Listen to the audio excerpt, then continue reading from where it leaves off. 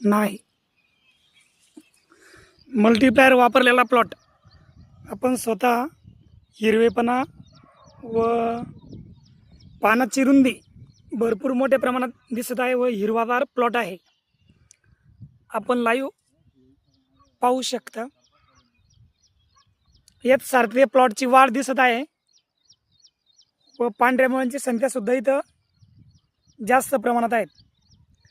आपणही सर्वांनी एक वेळेस सर्व पिकांसाठी मल्टीप्लायर अवश्य वापरून पाहावे. हा प्लॉट आजीनाथ पाटील पवार सताळपिंपरी यांचा आहे.